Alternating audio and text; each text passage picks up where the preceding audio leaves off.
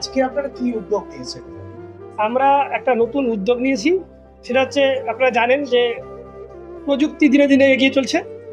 তো সেরকম গোটা পৃথিবীতে এই মুহূর্তে যে প্রযুক্তিটা চলছে সেটা হচ্ছে আর্টিফিশিয়াল ইন্টেলিজেন্স। এই আর্টিফিশিয়াল ইন্টেলিজেন্স নিয়ে গোটা বিশ্বে যখন কাজ হচ্ছে, এডুকেশন নতুন দিগন্ত খুলেছে, তখন আমাদের মনে হচ্ছে আমাদের এই রায়গঞ্জ বা উত্তর দিনাজপুর জেলা বা উত্তরবঙ্গ এলাকার প্রান্তিক এই রাজ্যের এলাকাগুলো আছে, সেই এলাকার ছেলেমেয়েরা এই প্রযুক্তির শিক্ষা থেকে পিছিয়ে পড়ছে। তা আমরা ব্যক্তিগত উদ্যোগ নিয়ে আমাদের মনে হয়েছে যাতে আগামী দিনে আমাদের এলাকার ছেলেমেয়েরা এই আধুনিক প্রযুক্তিটা শিখতে পারে, সেই জন্য আমরা এখানে আর্টিফিশিয়াল ইন্টেলিজেন্স এবং কম্পিউটার শেখানোর জন্য একটা সেন্টার আমরা আজকে ওপেন করতেছি। আপনাদের সঙ্গে সহযোগিতা কেউ আছে কি? আমাদের তো অনেকেই আমাদের সহযোগী আমাদের অনেকে আছে, কিন্তু অন পেপারস এখন তৈরি করে উঠতে পারিনি আমরা। সেগুলো আমাদের ডকুমেন্টস পাঠিয়েছি আমরা সমস্ত জায়গাতে, বিভিন্ন ইউনিভার্সিটির সাথে টাই আপ করার ব্যাপারে, এআইসিটির ব্যাপারে আমরা অ্যাপ্লিকেশন পাঠিয়েছি।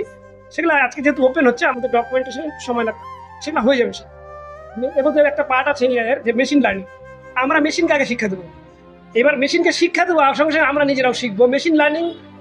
যেরকম আমরা এখন দেখেন না যে রোবটটা কি, রোবট কিছু দেয় কখন, যখন ওকে আমি ইনপুট দিতে পারবো।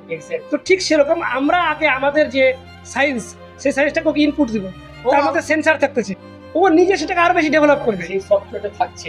হ্যাঁ, সেই টোটালটাই একদম। আমরা এখানে থিওরি এবং প্র্যাকটিক্যাল দুটোই আমাদের এখানে একদম চলবে। এইটা হচ্ছে আমাদের থিওরি ক্লাসের জায়গা, নিচে আমাদের প্র্যাকটিক্যাল ক্লাস আমরা যেটা ওপেন করে একটু করি। না, একটা সারা বিশ্বে একটা প্রচার হচ্ছে যে আর্টিফিশিয়াল ইন্টেলিজেন্স চলে আসাতে আর সাধারণ বুদ্ধিমত্তার কোনো দাম থাকবে না। এই ক্ষেত্রে আপনাদের পার্সপেক্টিভ না, এটা একদম ভুল কথা। আপনারা জানেন যে কম্পিউটার আসার আগে অনেকে বলছিল টাইপ রাইটিং করে টাইপের কাজ করতো, তাদের টাইপিং কাজ চলে যাবে। তো আপনারা দেখবেন তখন টাইপ যে কজন লোক করতো, আজকে কম্পিউটার তার 10 গুণ বেশি লোকের জব তৈরি করে দিয়েছে। ঠিক একই রকম ভাবে আপনারা দেখবেন যে আগে ঘড়ির দোকান, রেডিওর দোকান ছিল, উঠে গেছে রেডিও আর ঘড়ি, কিন্তু ঘড়ির দোকানও নাই, কিন্তু দেখবেন তার 10 গুণ বেশি মোবাইলের দোকান খুলে গেছে। তো প্রযুক্তি যত উন্নত হয় তখন নতুন নতুন স্কোপ অফ ওয়ার্ক তৈরি হয়। এই নতুন স্কোপ অফ ওয়ার্কগুলোকে আমাদেরকে অ্যাকসেপ্ট করতে হবে, নাহলে আমরা পিছিয়ে পড়ি। আমরা লাঙ্গল থেকে ইসেতে আসছি, ট্রাক্টরে আসছি, কিসের জন্য আসছি? যে আমাদের ফসলের চাষ যেন আরো বেশি পরিমাণে। আর্টিফিশিয়াল ইন্টেলিজেন্স কোনো ইনোভেটিভ কিছু দেখাতে পারবে? হ্যাঁ, পারবে। সে নিজের থেকে আরো ডেভেলপ হবে, কিন্তু তাকে আমাদেরকে ইনপুটগুলো দিতে হবে। সে তার সেন্সার দিয়ে নিজেকে আরো ডেভেলপ করছে। রিসেন্টলি আপনারা দেখেছেন হয়তো একটা জিনিস, যে আর্টিফিশিয়াল ইন্টেলিজেন্সে একটা রোবটকে যে ইনপুট দেওয়া হয়েছিল, ও যখন ওর আউটপুট দিয়েছে তার থেকে অনেক বেশি এফিসিয়েন্সি ওর মধ্যে ছিল।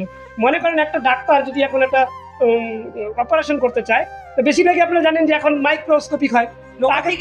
আগে তো পেট কাটা হতো না, এখন ডাক্তারকেও বেশি করতে হবে না। এই যে যেরকম যারা ফেস চেঞ্জ করে এই সমস্ত বিষয়গুলোতে, ও মেশিন টোটালটাই রোবট কাজ করবে, টোটালটাই রোবট কাজ করবে।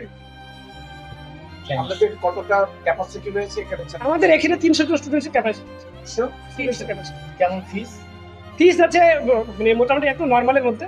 অ্যাডমিশন ফিস 3 থেকে 8,000-এর মধ্যে, আর মাসে 600 থেকে 800। এই আর্টিফিশিয়াল এই কোর্সটা কবে শুরু হবে? হ্যাঁ, একদম। উত্তরবঙ্গে কোথাও নেই, বহরমপুর কোথাও নেই। কত দিনের কোর্স? এটা তো বাচ্চা যারা কম্পিউটার কোর্স স্কুল স্টুডেন্ট তাদের কন্টিনিউয়াস চলবে।